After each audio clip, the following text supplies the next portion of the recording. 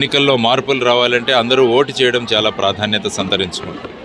మన రాష్ట్రాల్లో చూస్తే దేశంలో చూసినా కూడా 60% కన్నా ఎక్కువ ఓటింగ్ అవ్వట్లేదు. దానివల్ల ఏంటంటే దేశంలో రాష్ట్రంలో ఓటు బ్యాంకు పాలిటిక్స్ అన్నవి పెరుగుతున్నాయి. మతాన్నో కులాన్నో ధనాన్నో ఎర చూపించి ఓటర్లను ఆకర్షితులు చేయడానికి రాజకీయ పక్షాలు ప్రయత్నిస్తున్నాయి. దానికి ప్రధానమైన కారణం ఓటింగ్ పర్సెంటేజ్ తక్కువగా ఉండడం.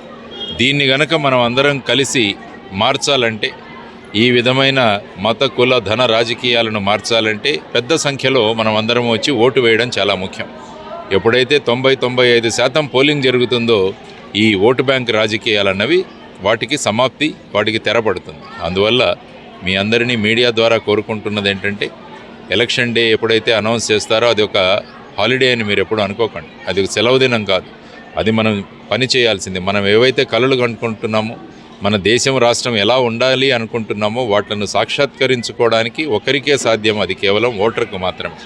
అందువల్ల మా జై భారత్ నేషనల్ పార్టీ తరఫున ఓటర్లందరికీ మేము చేస్తున్న విన్నపం ఏంటంటే, పెద్ద సంఖ్యలో ఓటు వేయండి.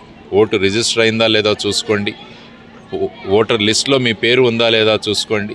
ఇవన్నీ చూసుకొని మీరు కనుక ఓటు వేయగలిగితే బ్రహ్మాండమైన ఫలితాలను మనం సాధించవచ్చు. కొత్త రాజకీయ వ్యక్తులను మనం చూడవచ్చు. కొత్త వ్యక్తులు మన లీడర్లుగా మనం చూడవచ్చు. లేకుంటే వీళ్ళే 4.5 సంవత్సరాలకు పైబడి బాగానే ఉంటారు పార్టీలో. సడన్గా నేత యొక్క సిద్ధాంతాలు మాకు నచ్చలేదని వేరే పార్టీకి మారిపోతారు. అంటే ఇవే ముఖాలు, ఇవే లీడర్లు తిరుగుతూనే ఉన్నారు మన రాష్ట్ర చరిత్రలో, దేశ చరిత్రలో.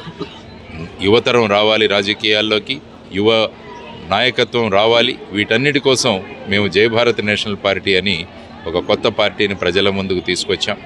అవినీతి లేని ఆంధ్రప్రదేశ్, అప్పులు లేని ఆంధ్రప్రదేశ్, డ్రగ్స్ లేని ఆంధ్రప్రదేశ్, ప్రకృతి విధ్వంసం లేని ఆంధ్రప్రదేశ్, రౌడీయిజం లేని ఆంధ్రప్రదేశ్ను తీసుకురావాలి అన్నది, ప్రతి నియోజకవర్గాన్ని ఒక అభివృద్ధి కేంద్రంగా మార్చడం అన్నది మా లక్ష్యం. ప్రత్యేక హోదా అన్నది చాలా ప్రధానమైన అంశం.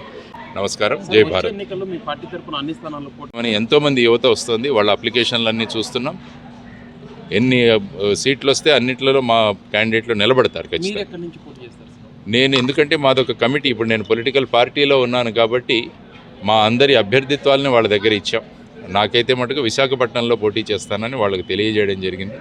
ఆ తర్వాత వాళ్ళు అక్కడ ఉన్న పరిస్థితులను చూసి ఫైనల్గా నిర్ణయిస్తారు. ఆ నిర్ణయానికి నేను కూడా కట్టుబడి ఉంటాను.